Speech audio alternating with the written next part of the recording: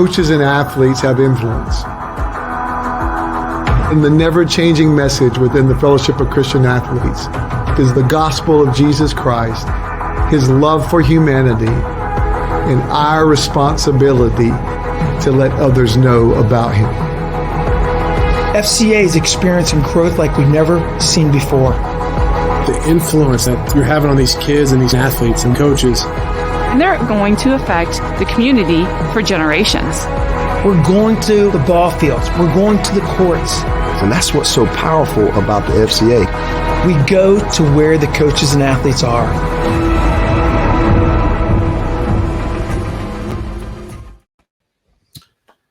Good morning, everybody. This is Tim Morton, Southeast Director for FCA. Honored to be with you this morning. Decided to go live for a change. Just changing it up rather than recording it and posting it live. Just wanted to come to you live with a good word. This is Motivational Monday, and it's April 8th, and we're just trying to provide a way to share a teaching of Jesus that I need to be reminded of, and then a play to run, for the week, and to be motivated and encouraged to run that play. And so where I want to go this morning is in the book of Luke, chapter 9, verses 26 and 27. And it reads, "For what does it benefit someone if he gains the whole world and yet loses or forfeits himself? For whoever is ashamed of me and my words, the Son of Man will be ashamed of him when he comes in his glory and that of the Father and of the holy angels." You see, Jesus had just revealed to his disciples the true nature of his mission. He was to suffer, he was to be killed, but he was to be raised on the third day. He also said to them that if they wanted to truly follow him, they must deny themselves, pick up their cross daily. In other words, if you wanted to save your life, you must lose it. And then he tells them why, which is the verses that we chose today.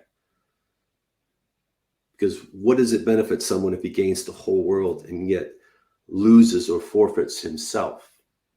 And also, for whoever is ashamed of me and my words, the Son of Man will be ashamed of him. See, Jesus, what I learned, had the opportunity to gain the whole world by worshiping Satan. If you remember, after he's baptized, he goes out into the wilderness for 40 days and is tempted. But he found life and victory instead in being obedient to the call. Giving our lives to Jesus all the way and living as an other-centered person doesn't take something away from us. It adds to it.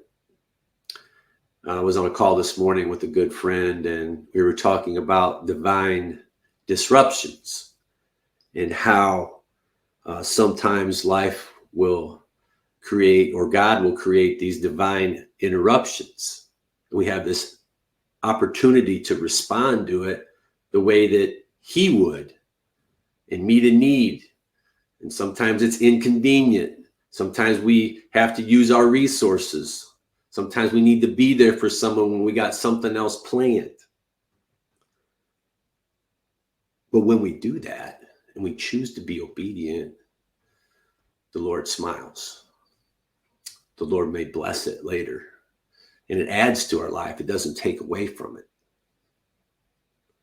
See, it's not easy to walk with Jesus. It's not easy to be associated with someone that was despised and executed. But his words were clear. If we're ashamed of him, he'll be ashamed of us. You see, you have to believe in someone to be ashamed of them. I mean, ashamed means you don't want to be seen together in public. Ashamed means that you don't want to talk about him. Ashamed means that you want to avoid him when possible. And we certainly don't want that if we're a true follower of Jesus. And this is the challenge. This is the tension that we live in when we say we're going to follow him and we're going to be obedient despite what we're feeling, despite the interruptions. It's a challenge. Every day we have the opportunity to make known who we believe and trust in through our words and our actions.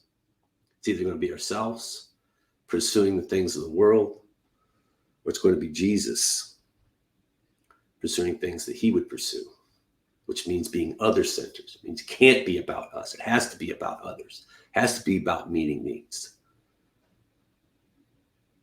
Going all in for Jesus means we must deny what we want and what will make us more comfortable and be obedient just as Jesus was and is to this day.